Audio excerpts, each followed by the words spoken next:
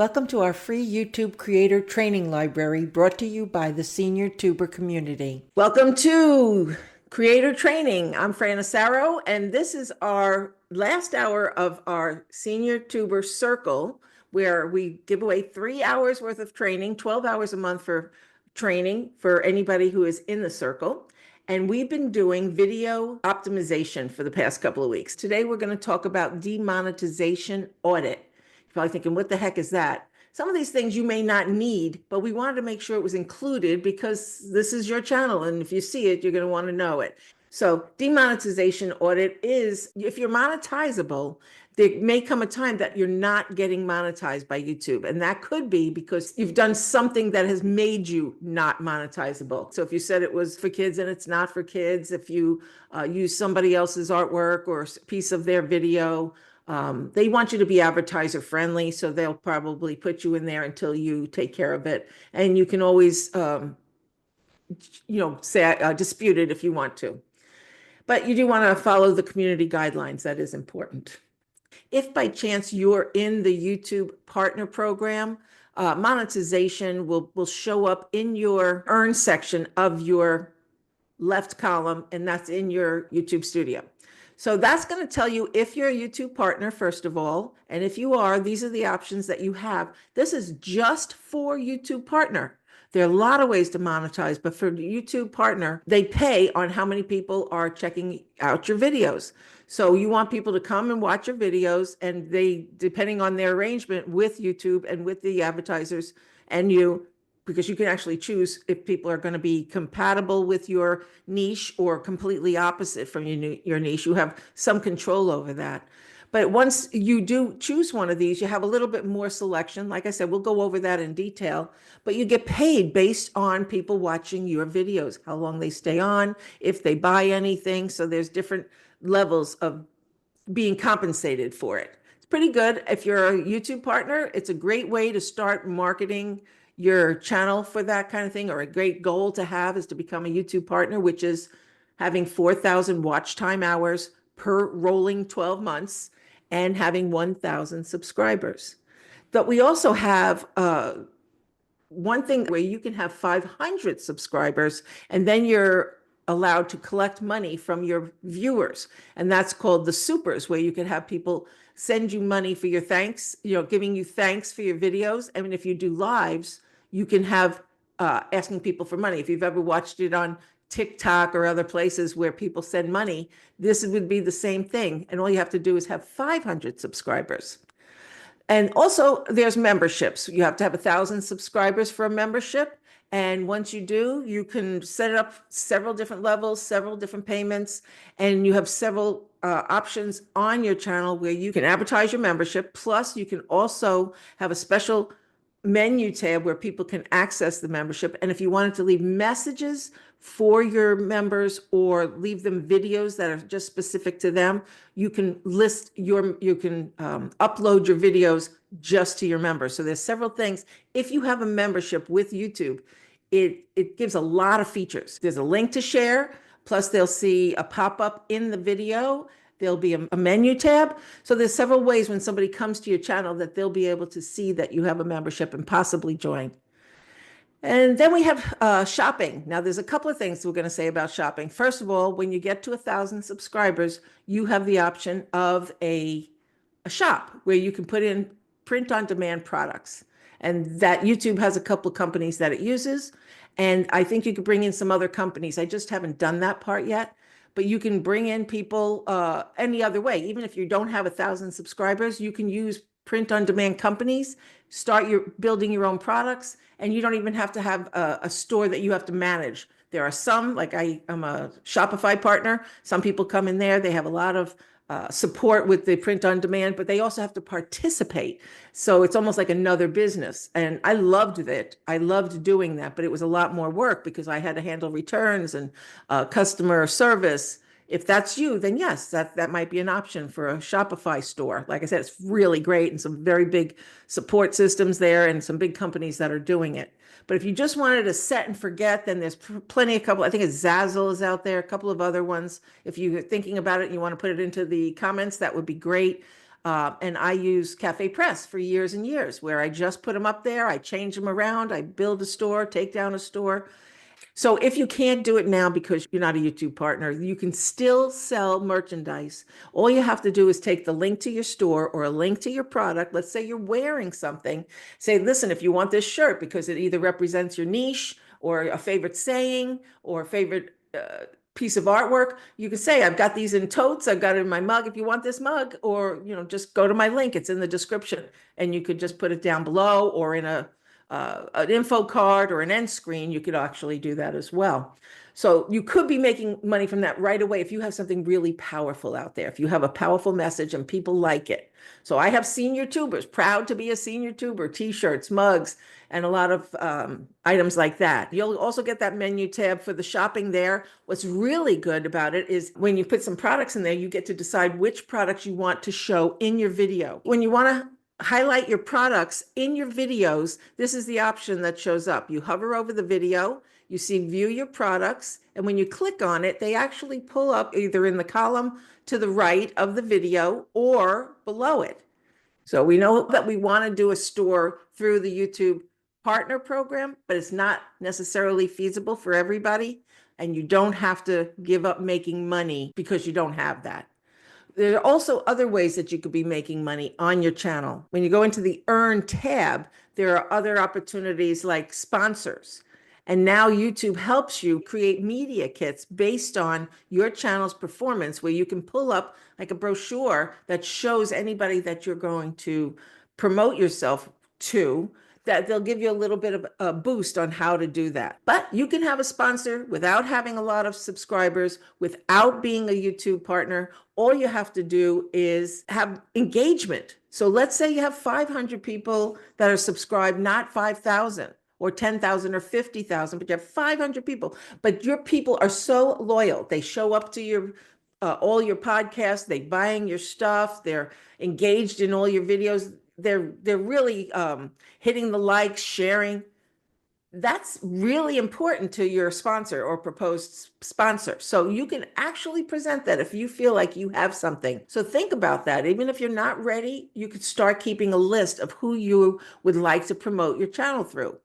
And another way that you can make money is through the affiliate marketing. So if you know somebody else who pays on any of their products or services, you can sign up for their affiliate marketing program, or you can go into affiliate marketing hubs. These are hubs that actually have hundreds, if not thousands of companies that need your affiliate relationship in order for them to make money. And then you make money. And what they do is they provide, let's say you're looking for somebody who's in the wellness business because your channel is about wellness and you want maybe some courses on it. You can go find their courses, sign up for that affiliate, and they tell you right in there what they pay and what you have to sell for them to pay. And they usually give you some advertising. They call it assets, where they give you all different styles of images. And some of them give you the content, what to put in blogs, what to put in on your social media. And you have everything for you. Some of them better than others will prepare you. And you can start a whole library of affiliate partners, whoever you want to work with. You can have your own digital products day one when you start making videos. That's another thing you should know about. If you sell a 6-week course, or if you have just one product for $9.99, if you have a year-long coaching program, you can sell all of that on your program, on your YouTube channel today. All you have to do is make sure you get seen. So you want to make sure your videos are optimized like we did here in the past 4 weeks. Optimize your videos so that people are finding you. If they're not finding you, that's the only way it won't work. If you're geared towards the right audience and you're putting good content out so they stay, then people are going to want to know more about you and maybe want to buy your stuff. Now we're talking about some jargon here, and I wanted to clear some of that up because we did a lot, but we're talking about also some words that you might not know. Click-through rate. It's CTR. You'll see it show up as CTR. That's what's going to help you when people click, when they see your thumbnail, your tag, or your title. It's very important because it doesn't matter how good your content is if people are not clicking. So I just wanted you to know this, because when you start going into analytics, we're going to be checking on your click-through rate, and we want you to know what that looks like. And we talk about CTA. CTA stands for call to action. And we want you to put your call to action in a couple of places. One of them is in your description, and it should be in your second line of your description. What's a call to action, you might be thinking? Well, it could be asking them to subscribe. It could be that simple, subscribe to my channel. Or it could be directing them towards a video, another video that might go piggyback to what they just watched. It could be that you have a book out and you want it to go to your book or your course. Do you want them to subscribe to something, to your newsletter? I like having people go to my Facebook group. So it's a free community and I like to help people who are there. And so I gear them there, and it could be different for each video or it could be the same. But call to action is something that you want to get into the practice of using a lot, because you don't want to just leave your people giving them information, but not asking them anything. Even if you're asking them to respond to something, you might want to make a list or a spreadsheet, decide which one you want to use and where. And this way you can alternate them, or you can use them all in one video, as long as they're not too much. It can't be overkill in your description. The first one should be just one call to action. So then we talk about best practices, and best practices are what we talked about last week, where you have a list to see if you've done everything. The reason for that is when we play by the rules, YouTube helps us. So if we've done our strategies right, and we've done our tags and our titles and everything right, and we've done our SEO that we're going to talk about next, then YouTube promotes you. And when you go check your analytics one day, you may see that your top videos were shared by YouTube. So it's really worth it. Just imagine that you don't have to work so hard to get your videos out there, that YouTube's helping you. And as you know, right here is where they tell you what you did and what you didn't do. A rank tag is when you're using the phrases and keywords, and it's matching the topic that your title is, and you went through all the places to find all the right words that match your video. Then your rank tag means it's going to get numbered when you go and post your video, and it's a video that may start producing for you day one or in 2 years, but it's something that will have more of a lifespan. So I collect money on some of mine that have rank tags. I'm collecting on those for years. Some of them only $1, but guess what? How many things do you put on Facebook or TikTok or Instagram that are paying you years later? You're in the second largest search engine in the world, second only to Google. So this is a place where people are going to be looking for your stuff, provided it's evergreen, because you do want to have some new stuff, trendy stuff, but you also want to have some stuff that people will be looking for years that will still matter, right? Some things are evergreen in your world, I'm sure. So you want to do, like if you had recipes out there, the recipes don't have to change. Okay, so let me show you what the things you're going to do after you make your video public. If you're a TubeBuddy person, which we are, and there's a free version, and I think this will show up in your free version as well. To the right, you'll see something populating here. That's called Videolytics.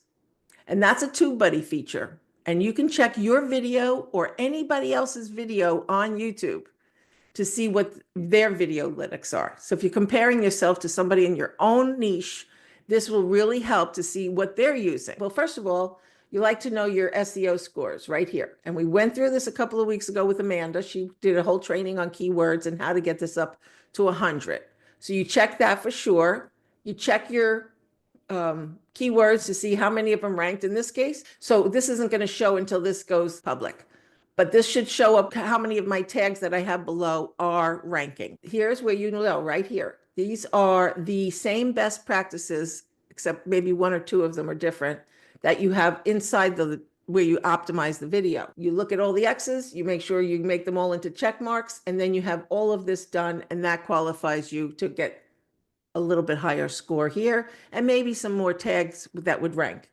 So here's all the tags. When I put it public, I'll get to see some of these will have numbers next to it. You don't necessarily need your name to rank or the name of your company. Those are things that people may not be searching, but you want it in there so that you're getting promoted on YouTube. But some of the things you do want to rank, and the way you're doing this, these tags are supposed to rank with your topic for your video, not amongst everybody else's topics. So if you're talking about baking and you've got enough stuff here, enough tags that describe what you're doing, then you're probably going to have ranked tags. If you're talking about a topic that has nothing to do with your video, that's going to be a problem. And that's one of the things you're going to check on. Every time you put a video public, you're going to check this here, and you're going to make sure that your SEO ranks, and you'll check your tags, and then you'll check your best practices. And last but not least, for what you're going to do after you have a public video, is you're going to add a comment. You're probably thinking, why put a comment in? Because it's going to help other people know the last few things you want to leave with them. Now, here's what you do when you're putting in a comment. And if you notice here, this is absolutely a best practice to have a comment that's pinned, a comment that's hearted, and then get liked on Facebook, which I'm not going to do during this video. So what you do is you add in your comment, and when you do that, you can see that your handle shows up, which we talked about. Remember your handle to have it a little bit describing what your niche is, so people might be intrigued to click it instead of just having your name, where they may not care who you are, but they're interested in knowing what the heck is senior tuber. Sometimes it brings me high school or college kids because they think that's the kind of senior I'm talking about, but that's why I put the community. Anyway, so you put this in here, and once you do, you're going to pin it. So right now this is already pinned, but if it weren't, you just pin it here. So that means stays at the top. And then you put in the link in there. Don't forget that. And you're supposed to heart it, which there's a heart here when it's not. And make sure it's something that at least is tied into your niche. Maybe it's a page or a group or somewhere that you feel people are knowing who you are and what you're doing. Thank you for watching our free YouTube Creator Training Library, brought to you by the Senior Tuber community.